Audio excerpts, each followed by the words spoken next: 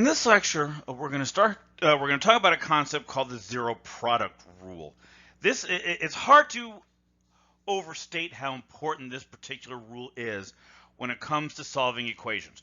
We're going to be talking about it in the context of solving polynomial equations, but it applies to any kind of equation as long as you can factor it. Right? Doesn't matter how complicated the functions and the pieces are. If you can factor it, you can apply this rule to the two factors and hopefully come up with a solution. So you're going to be seeing this not just in an algebra class, not just as a tool for solving polynomial equations. It's going to come up over and over again throughout your mathematical career. So what is this rule? Well, it's actually pretty simple. Right? It says that if A and B are real numbers and the product of A and B is 0, then one of two things has to be true. Either A is equal to 0 or B is equal to 0. Right? And I want you to think about that for a minute. I want you to try doing this with numbers. All right? Let's say I pick a number for A. Let's say we have 3A equals 0. Is there any number you can put in there for A other than 0 that makes the equation true? Or let me ask it another way. Can you think of two numbers that aren't one of them 0, where when you multiply them together you do get 0? I think if you try to do that for just a minute in your head, right, running through some numbers, you'll see how this statement has to be true. So let's see how we can use this. Right here I've got an example. I have two things multiplied together, and that product is 0. So the two things here, the A and the B, are the x minus 4 and the x minus 1. So what our zero product rule is saying is that one of two things has to be true. Either x minus 4 has to be 0, or x minus 1 has to be 0. And you notice what I did here.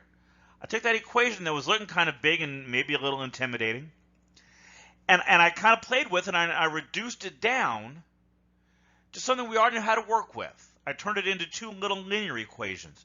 So the first one, I'll add 4 to both sides, and I get one solution, x equals 4. And on the second equation, I'll add 1 to both sides, and we get a second equation, x equals 1. So this particular equation has two solutions, right? Which is not unusual. I know this may be kind of a new thing for some of you, but it's not unusual for a solution to have more than one equation, for an equation to have more than one solution. All right, so let's look at another situation here. X squared minus 9x plus 14 equals 0. Okay, this does not look like our zero product rule situation. I do not have two things being multiplied together. I have three things being added and subtracted. Okay, so when you're faced with an equation like this, the first thing you need to ask yourself, can I factor it? Right? If you can factor it, then you're gonna end up with, what's the factored version of a polynomial look like? It's a bunch of factors multiplied together, and that's what I want. Right? So let's see if I can do that. I think this thing does factor. This is x minus 5. Nope, that's not 14. What am I saying? Let me try that again. How about x minus 7 times x minus 2? That equals 0. And now look at what I did. Exactly what I said I wanted to do. I've taken this polynomial equation and I've turned it into one thing that's going to be the a and another thing that's going to be the b multiplied together. So our zero product rule says either x minus 7, the first factor, equals 0, or x minus 2, that's our second factor, equals 0. So again, I get two answers, x equals 7 or x equals 2. Those are both solutions to that equation. And just like any equation that we try to solve, you can check your answers. Let's do that real quick. Let's do it with 2. If I substitute 2 back into the original equation, this becomes 2 squared minus 9 times 2 plus 14. So let's see, 2 squared is 4 minus 18 plus 14. 4 minus 18 is minus 14. Minus 14 plus 14 is 0. There you go. Our answer checks. It did work. And you're welcome to do that with 7.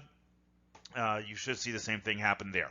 So this is the zero product rule in a nutshell. There's a lot more things to do with this. Some other things we need to be a little concerned about. And we're going to look at that and a bunch more examples in the next lecture in the series.